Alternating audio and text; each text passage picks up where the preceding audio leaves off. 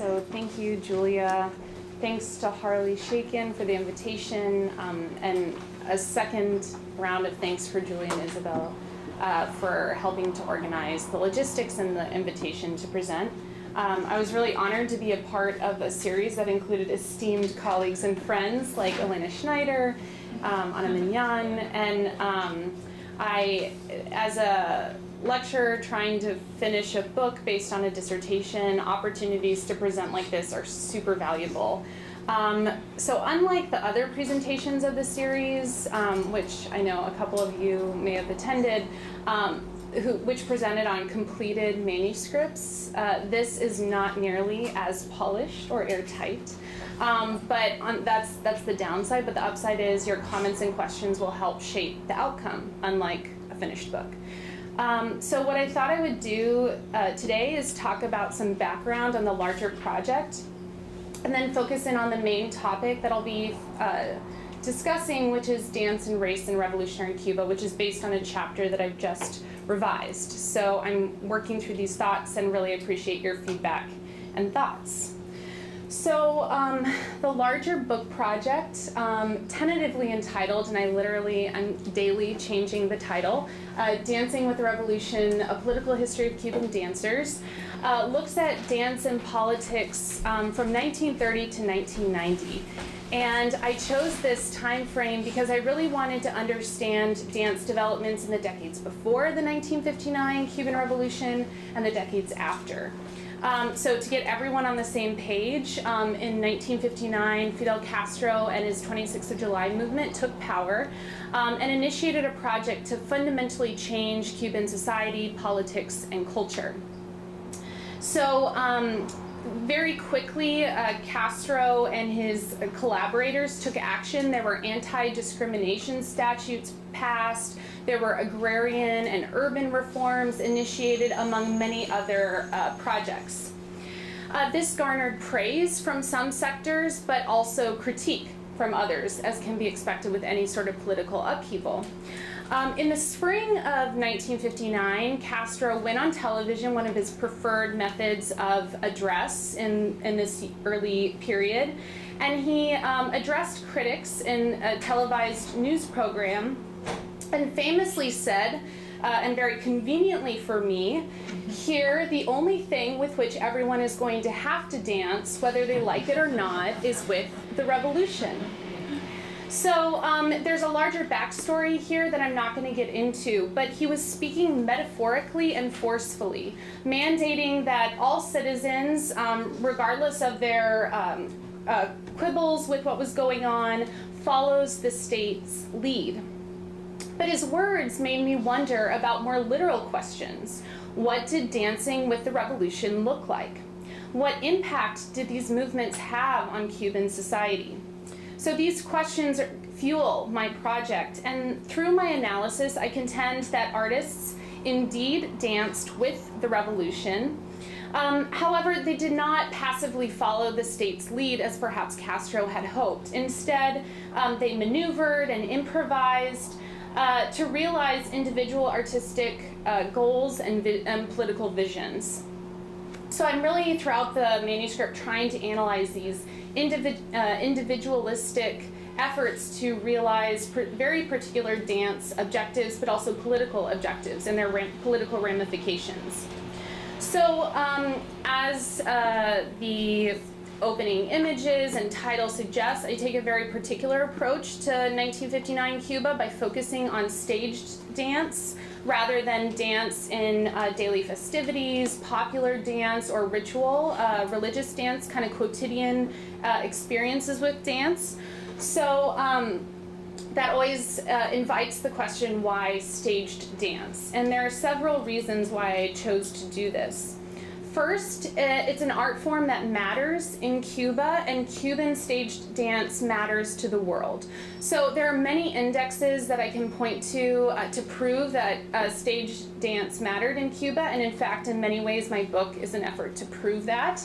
But one that I think we can all wrap our head around is the fact that Castro often referenced stage dance achievements in major speeches. So whether this was praising the development of schools across Cuba to teach young Cubans to be adept dancers and healthy young citizens, or if it was mentioning a really successful international tour that Cuban dancers had just made. And so this really connects deeply with the other aspect that Cuban dance also mattered to the world. So Cuban dancers became internationally acclaimed and have shared their work and approach to training with dancers in Europe, Asia, Russia, and throughout the Americas. And there's a Cuban school of ballet, a Cuban school of modern dance that have really been taken up in many different places, and not to mention that through this day, if you go to almost any city in the world, whether it's in Europe or the Americas, you can probably type in Cuban dance and find an Afro-Cuban dance class or a salsa class or many other different types of dance forms that are often taught by former staged professionals who have since left Cuba.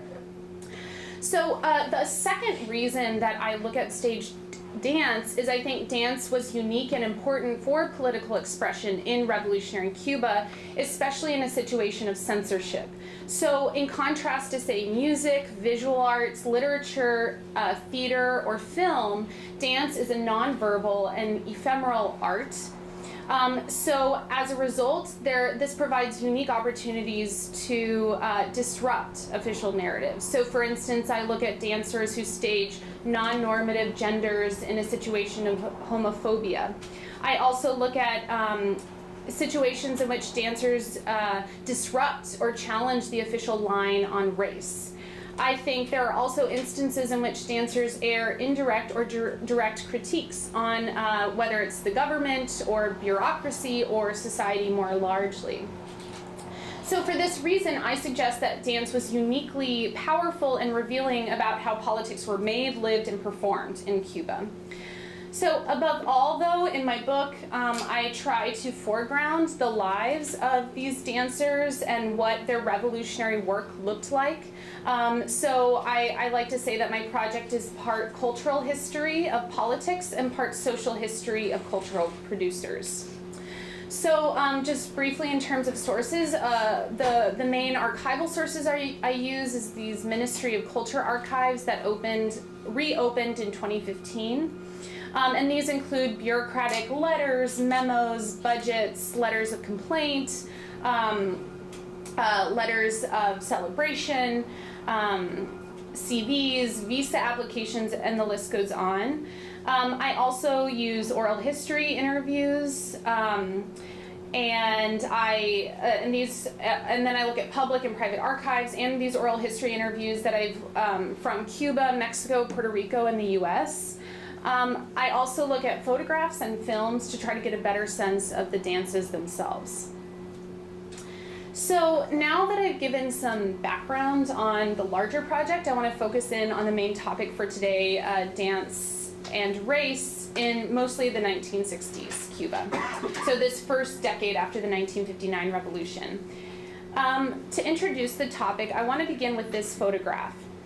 It was taken in 1964, 5 years after the revolution, and it shows modern dancers in the Conjunto Nacional de Danza Moderna, a Havana-based company, which I'm going to shorten as CNDM for this presentation. So they're dancers with the CNDM rehearsing a moment of high theater. Modern dancer Luz María Collazo, who is the woman seated in the center, cries over the prostrate body of Eduardo Rivero as he writhes in pain. Dancers like Collazo and her colleagues experienced equally dramatic developments behind the scenes. So in the five, just taking Collazo's case as an example, in 5 short years, she had gone from a teen who was 18, not much older or younger than many of you in this room. So she was 18, she had no artistic training, no artistic ambitions. And then 5 years later, she's a soloist with a main dance company, traveling to Paris, to Africa, all over the world to perform. And she was a woman of color from a humble family, and she had no expectations of an artistic future. Until 1959, elite stages like the one that Luz Maria was on did not include dancers of color. Previously, they were exclusively for white dancers. However, in 1959, as Castro was desegregating public parks and beaches, Cuban choreographers founded new companies that had racially diverse casts, integrating staged dance for the first time. And talented youth like Collazo really seized these opportunities. And I'll talk more about how she seized those opportunities and what came out of it. However, I do want to say that although there's these integrating moves happening, racism did not disappear in revolutionary Cuba. In fact, historians like Devin Spence Benson, who's written a fabulous book on the topic, has shown how racism and anti-racism coexisted in Cuba. And these dualities also shaped dancers, and particularly dancers of African descent, their experiences in Cuba, as will become clear as I move on. So this manifested in both racial prejudices that they encountered amongst the bureaucracy, choreographers, administrators, but it also manifested in deflated wages, which is really telling. And despite all, so I'm arguing in this chapter that dancers are facing these racial prejudices, but I'm also arguing that despite these challenges, they made important strides in creating innovative dance art and a new category of revolutionary work. So for the purposes of this presentation, I wanted to just focus in on 2 dancers that I talk about in the larger chapter. I've already introduced Luz María Collazo, who was a modern dancer, as I've already talked about, and I also will be talking about Silvina Fabares, who was a professional dancer with what is called the Folklórico company in Cuba, the Conjunto Folklórico Nacional, or the CFN.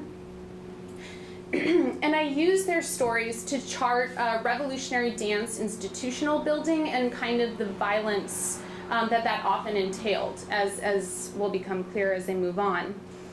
So equally, their histories, I hope, will show how there were a lot of really important innovations going on and artistic achievements that they were, and robust careers that were developing, and that they were definitely key to that whole dance institutional developments. So returning to Luz María and modern dance, she was 18 in 1960, when she auditioned for the Modern Dance Company. First, she arrived at the National Theater of Havana, which is pictured on the right. She wanted to audition for the Department of Theater. She wanted to be an actress. But whilst she was at that audition, she heard about an audition for modern dance and decided to go try that. So she auditioned, and she was allowed to take classes. She basically got a scholarship to take classes for a year. She said, from that moment, dance seduced me. So she was now working with Ramiro Guerra, who is pictured on the right, and he was the founder of the CNDM, the National Modern Dance Company, under the auspices of the National Theater. And he had founded this company in 1959, and he wanted the company to reflect the national demographics. So he was very intentional about finding 10 dancers that he considered white, 10 dancers that he considered of mixed race background, and 10 dancers that he considered of black or of African descent.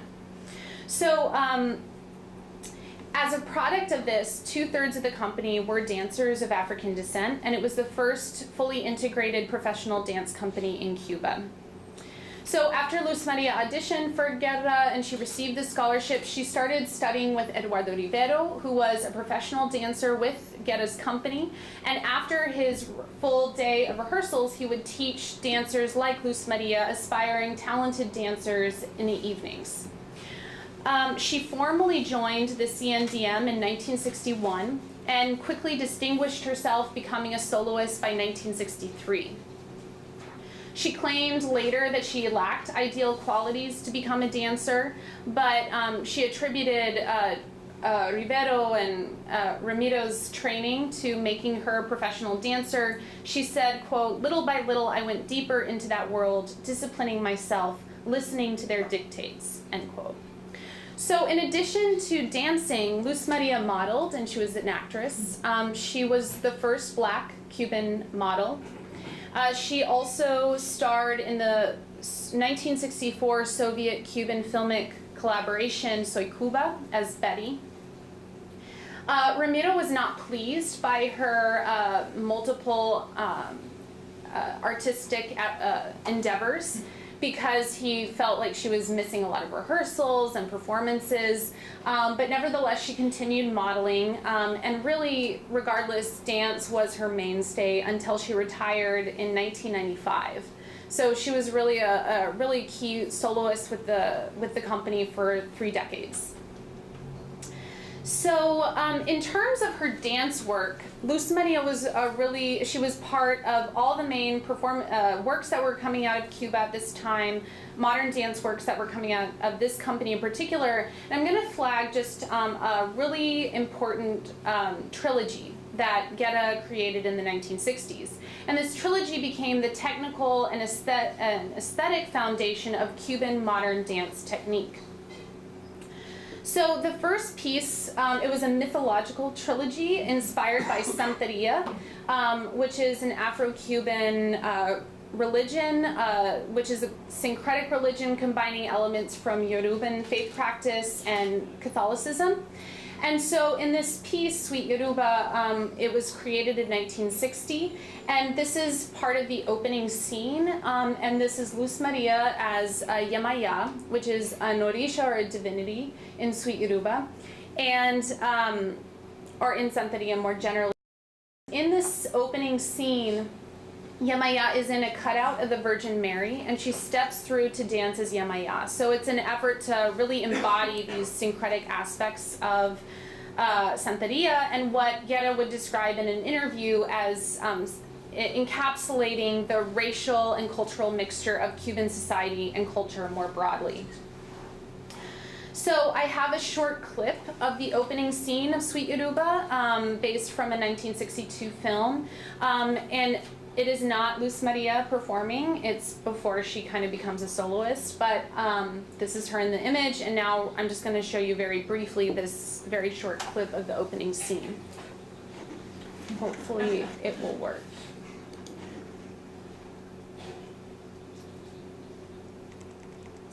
Oh, I have to put it on mute.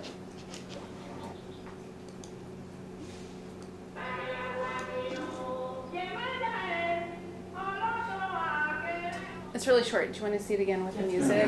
Yeah, sorry about that.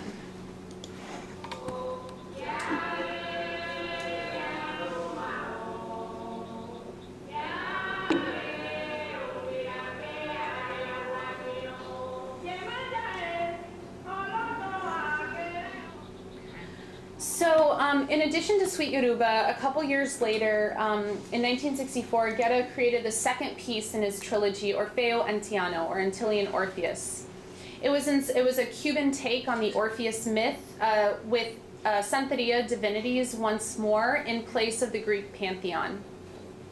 In this piece and others, Guetta was very theatrical about his work, and he had dancers do very tough physical but also intellectual labor as part of preparation for their roles. For instance, Luz Maria had to do ethnographic research, and she told me that she spoke with former prostitutes and poorer women in Havana to prepare for her role as a licentious woman in Orfeo.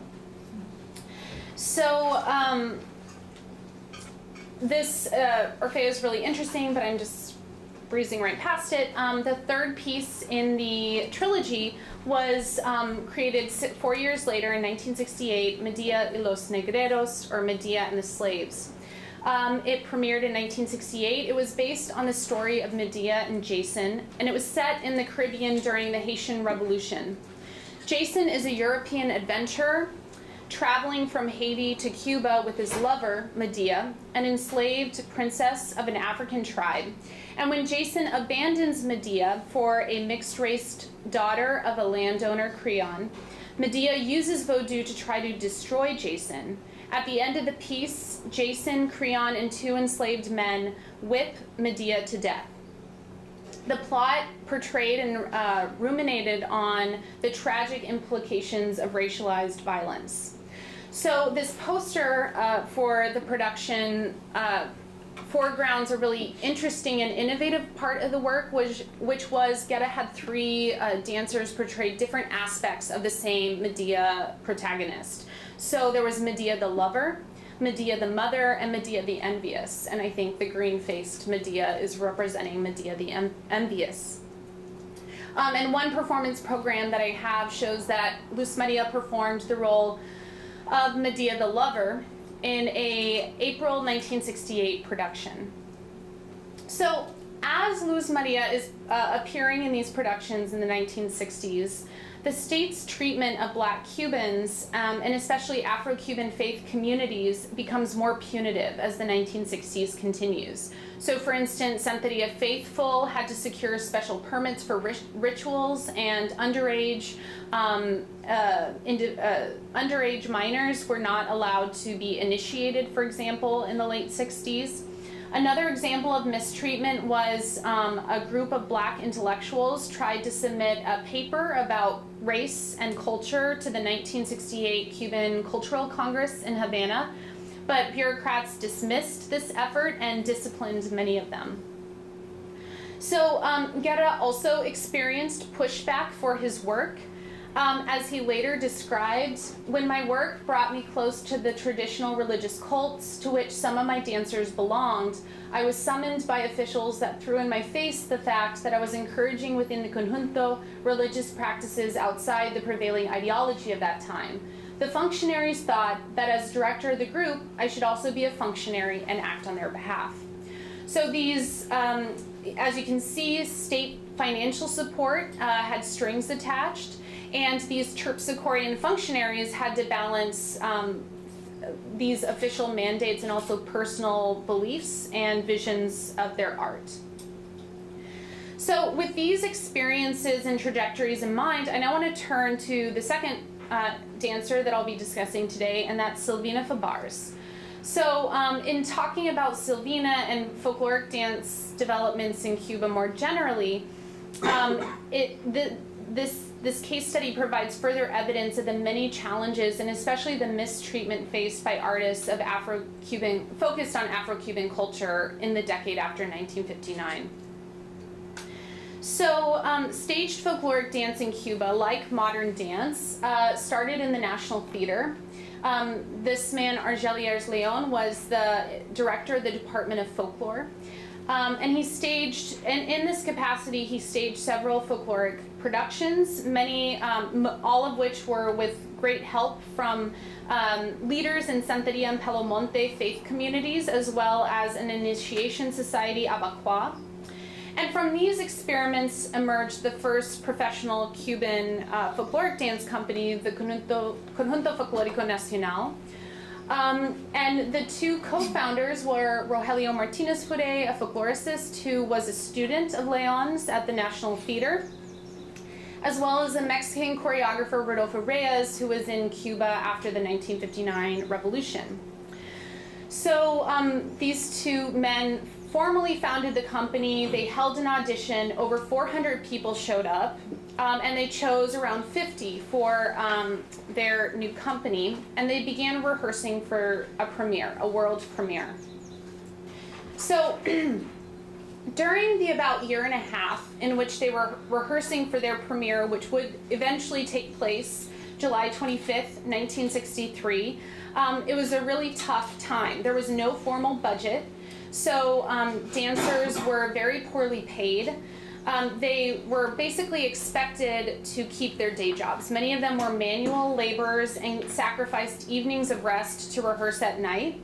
So as an example, in 1962, Reyes received 350 pesos salary, which was, you know, it's common to have foreign technocrats receive a nice, comfortable salary, but at the same time, ballet dancers were receiving about 300 pesos monthly. Professional modern dancers were receiving anywhere between 180 and 350 pesos. Whereas the folkloric dancers, the performers, were receiving between 40 and 50 pesos monthly. So nevertheless, in these conditions, they worked assiduously towards the premiere. So the premiere featured a series of 3 pieces. The first was called Yoruba, the second Congo, and the third Rumbas y Comparsas.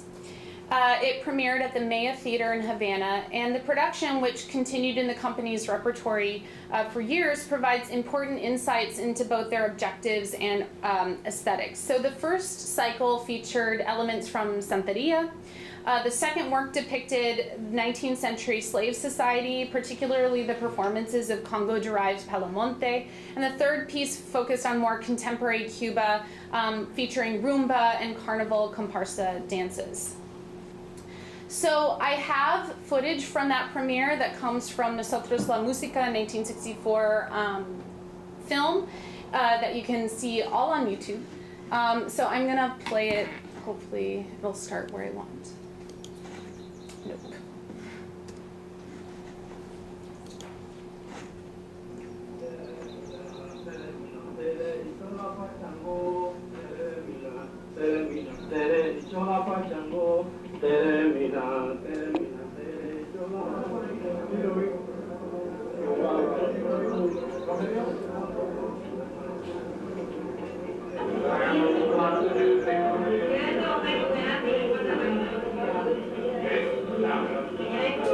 Fantástica, puede que levantarse en esta platea, levantarse en esta cosa, ya.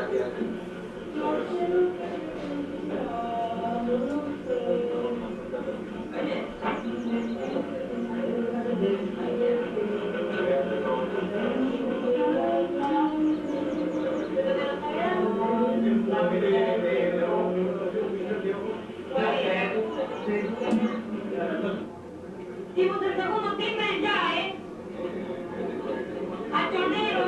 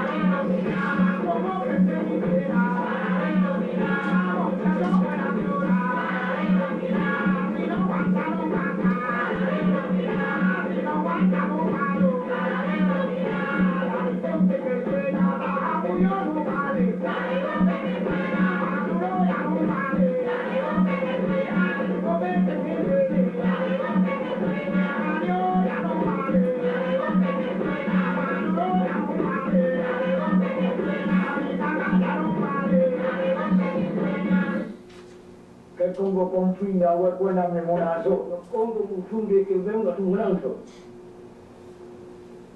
Yo cuando yo que aprobar fuerza, que voy a poner ya fui. Yo para quien te conociendo no tenga asunto a Congo de Angola. Yo Congo de Angola. Chechi, yo a fuerza, que una manga, a una finda, ya que te vilango, ya que la nana vilango en kisi. Ya dile yo, Willy que va a hacer banda con tiene mala poco que está buena finda. Va a tener un culo así cribado con allá bailada. Guardia de Congo de Angola de Buranga, ¿qué? Dame que te la voy a decir para poner tiempo ya más. El dije te ha apoyado y ya más, y me la voy. Yo pongo ya Angola te ya ponía vista, yo probar por ya tiempo más caminando. Guayamado, guardia, guayamado, guardia, guayahora vamos para el café. Hoy aquí, mañana por allá. Guayamado, guardia, guayamado, guardia, guayahora vamos para el café. Hoy aquí, mañana por allá.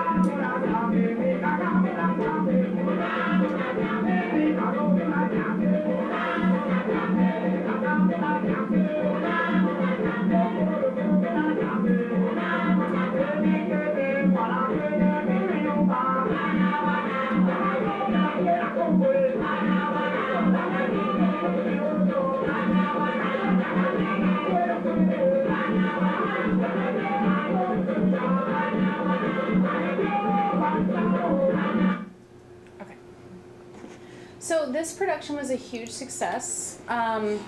There was an extended run for a month long, much longer than originally expected. Salaries increased slightly, but throughout the period in which they were preparing for this production and after, dancers faced prejudice due to their age. Most of them were older, their race, most were black, their religions, most were adherents of Afro-Cuban faiths, and their class background. They were mostly from lower class background. According to white costume designer Maria Elena Molinet, two bureaucrats, she was kind of describing the bureaucratic reception of the Conjunto. She said, quote, these two bureaucrats, quote, had faith in the Conjunto, but in other spheres of the cultural bureaucracy, no. Instead, they thought that the Conjunto was a crazy idea. Additionally, there was a little fear of both black dance and santeros, and of risking money and having no results, achieving only an exaltation of black rhythms, end quote. In 1962, a white Argentinian company administrator asserted, quote, the goal of the Conjunto is socially destroy religious myths and bring to the stage for a mass public the dances that are logically reflective of those customs, end quote.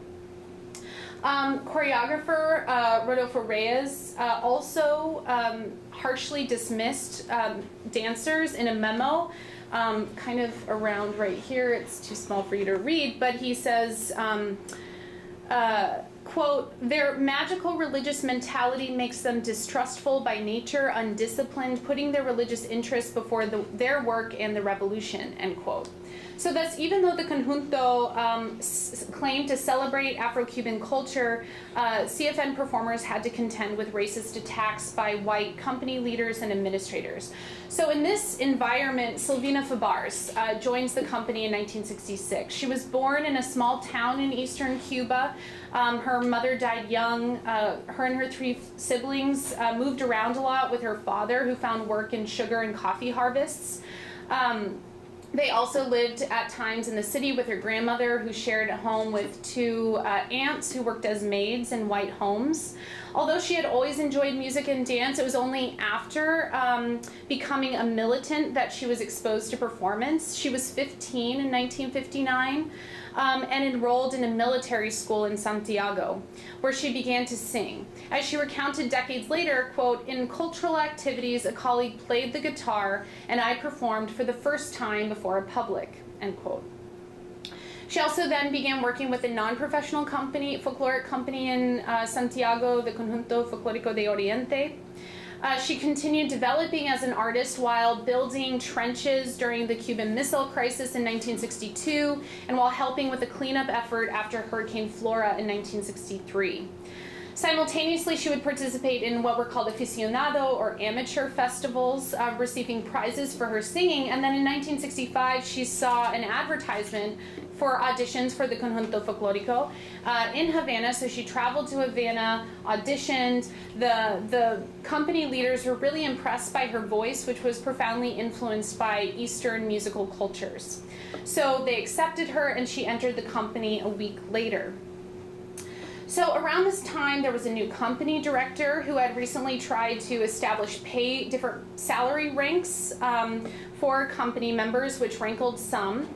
And this included drummer Miguel Ángel Valdés-Bello. Valdés-Bello was also upset about a recent production called Ciclo Abacuá, which was performed in 1965, and which included ritual practices of Abacuá that he felt were secret and should not have been shared on the stage. So he was angry at Rodolfo Reyes, who choreographed this piece. So on February 13th, 1966, which was 6 days after Silvina joined the company, Valdés-Bello got into a heated argument with the director and suddenly pulled a gun. He opened fire and a bullet hit Fabares' neck. She survived, but the injury irreparably damaged her vocal cords. Fabares literally got caught in the crossfire of a longer battle between performers and prejudiced company leaders, bureaucrats, administrators, and choreographers. The tragic incident underscored 2 troubling facets of the company history: low salaries and mistreatment of Afro-Cuban religious faithful and their practices. So this violence ended a really exciting beginning, a vocal career.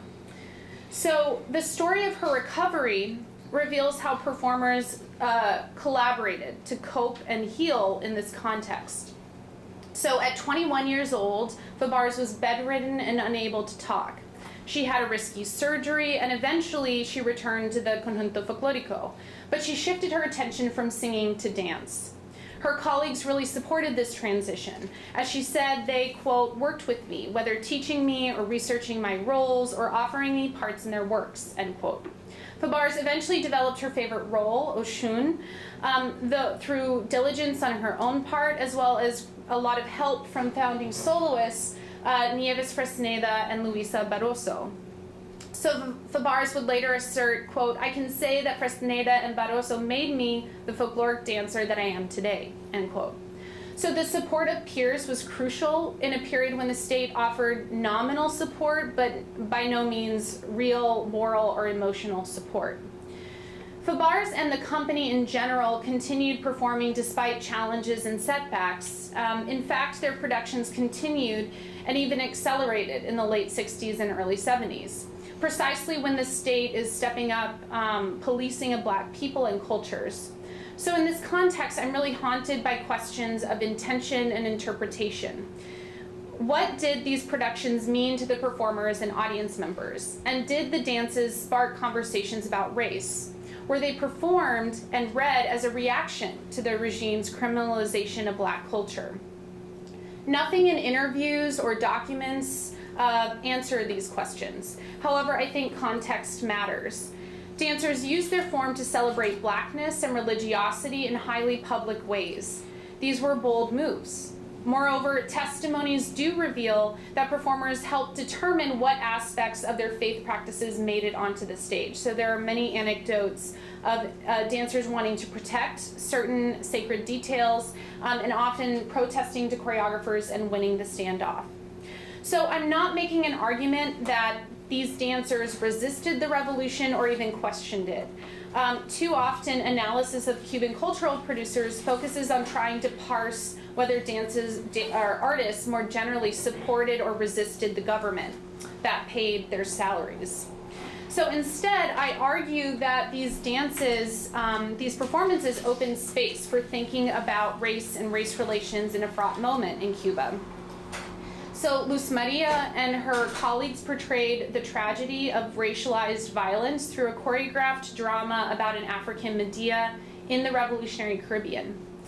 Silvina and her colleagues performed vibrant homages to Afro-Cuban culture. These performances invited infinite ruminations on race during a period of official silence on the matter.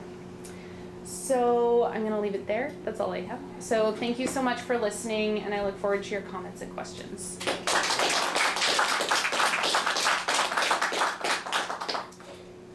Smells like Chinese food. The food smells quite strong. Thank you so much for sharing this with us. A bunch of questions, but the one I'll ask is, I'm curious to know, I know about the revival of Afro-Cuban folkloric dance in the 90s and the special period for tourism, but where does the story go between your moment, 68, and the 90s? And it's very striking to see that film clip you showed us, and that's also dance in film, and to show this celebration of Santeria and Palo Monte at a moment of repression. It's very, very striking and happening in this high art cultural sphere. But where does this story go between? I want to push you a little harder about what you make of it, that this was allowed to happen also.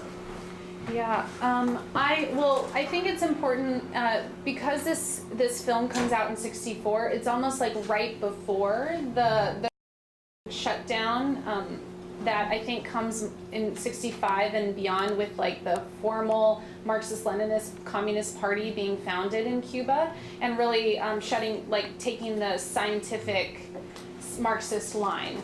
So late '60s is really when there's this harsh collapse, and I think that film wouldn't have been made in '65 or beyond. So starting in 1970, really, so I think the late '60s are the harshest moment. 1971, already the law against some of the initiation limitations or ritual limitations are already starting to lessen. And of course, the '70s is the decade in which it's increasingly, about Africa, and these folkloric connections become more in line with what the government is trying to promote. So already in the '70s, all of a sudden it quickly becomes formally easier or more accepted. And then I think this kind of continues in the '80s until in the '90s it becomes kind of tied into the tourist industry. So I think I would say the '70s and '80s, this is kind of a continual opening. And this story, what I'm drawing, Silvina's story comes from an interview published in 1968. And so I feel like there's increasing efforts to kind of emphasize this earlier history that was previously kind of quieted. And of course, she says this person who shot the gun was, I forget the word deranged, I think is the word she uses. So there's no kind of taking to task of any sort of misactions on the part of the bureaucracy or the government. But I think by the '80s, there's an effort to kind of come to terms with this longer history. Yeah, Evan.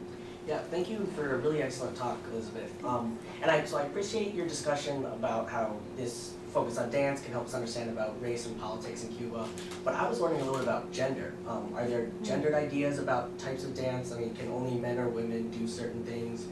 How does that interact with ideas about race? And so I guess could dance also help us understand gender and politics in Cuba after the revolution? Because I know that gender was also something that was sort of silenced, but sort of kind of ambiguous also.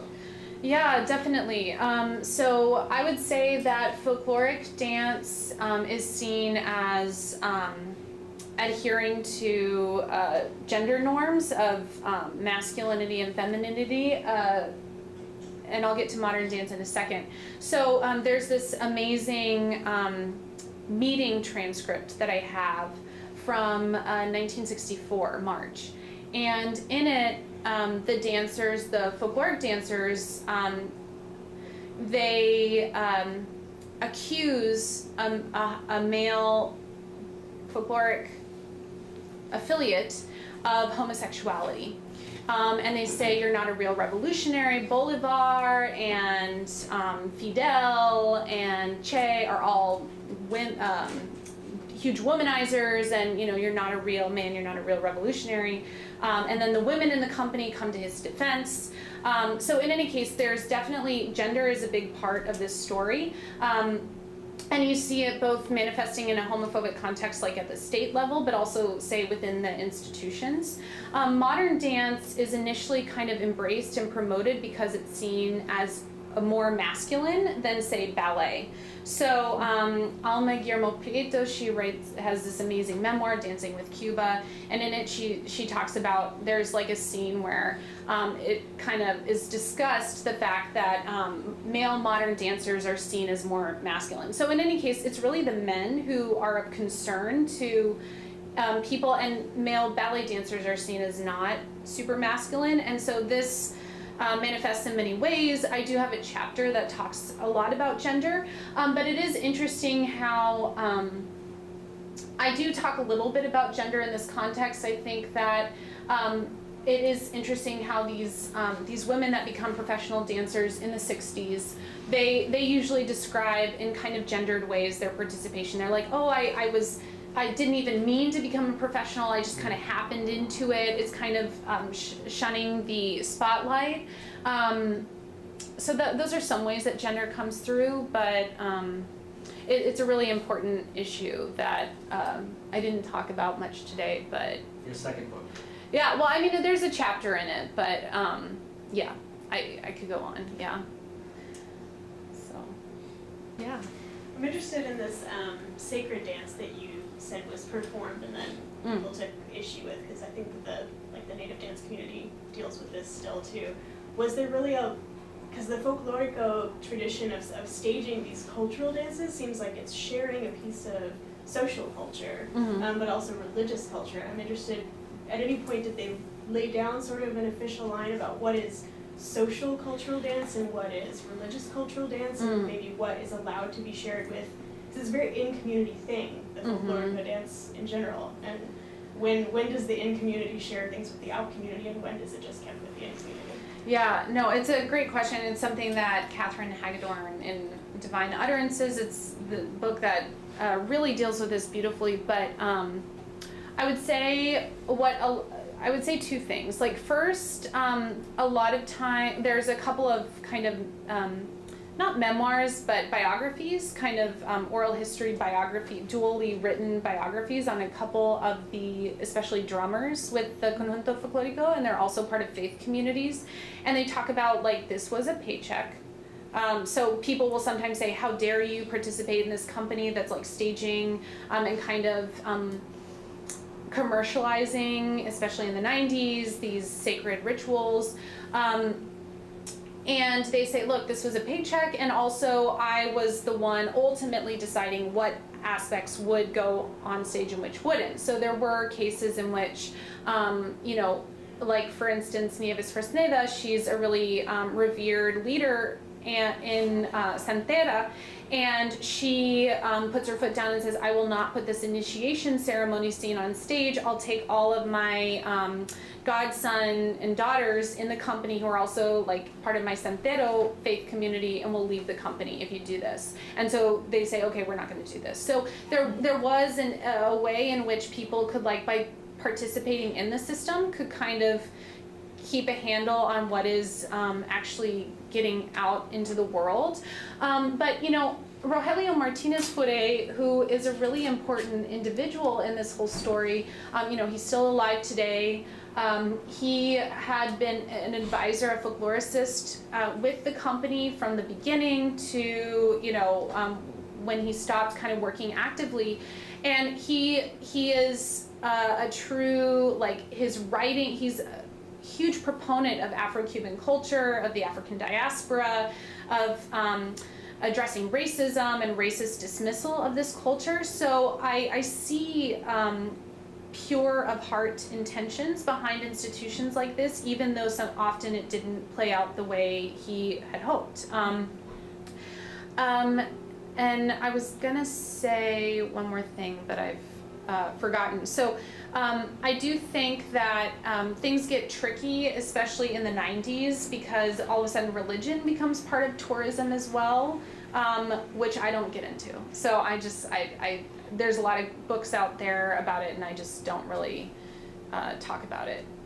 But yeah, it's really complicated, and the evidence of what's going on is very limited in terms of how on the ground, play by play, how people are seeing it in say 1964 versus 1967 versus 1970, rather than reflecting backwards. So. All right.